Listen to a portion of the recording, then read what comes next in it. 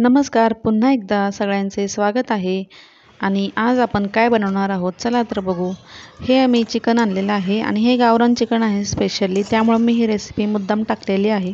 तर गावरान चिकन कोणाकोणाला आवडते नक्की मला सांगा. चला आता रेसिपी बनवू.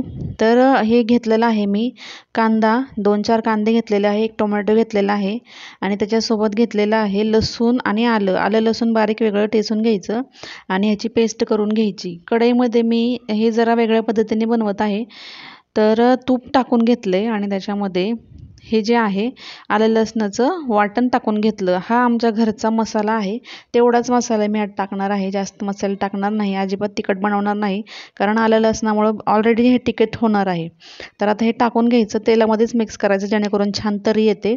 आणि थोडंसं गरम पाणी या साईडला करायला ठेवलेलं आहे.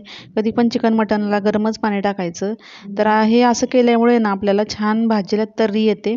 लगेच दुसरे जे वाटण टाकायचं नाही, आधी चांगली तर्री काढून घ्यायची आणि त्याच्यानंतर मग हे वाटण आपण टाकणार आहोत. आता हे जे वाटण आहे मी ते टाकून घेते आणि छान असं तेल सुटोस्तोवर ह्याला फ्राय करून घ्यायचं.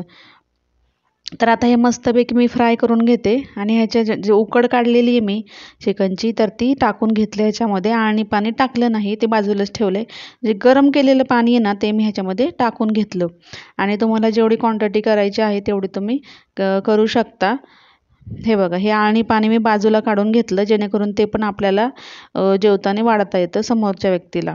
तर आता मस्त ह्याला शिजून घ्यायचं. तसं तर चिकन शिजलेलंच आहे, आता फक्त ग्रेव्ही शिजण्यास पुरतं हे चालू ठेवायचं, झाकण ठेवून मस्तपैकी ह्याला शिजून घ्यायचं. मीठ वगैरे चवीपुरतं टाकून घ्यायचं छान असं. वाटलं चिकन मसाला वगैरे तुमच्याकडे असेल तर तो पण टाकायचा.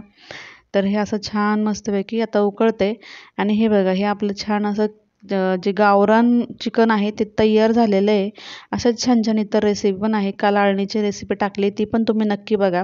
चॅनलला सबस्क्राईब करा, बेल आयकॉन प्रेस करा, लाईक करायला विसरू नका व्हिडिओला. चला मंडळी, नवीन रेसिपी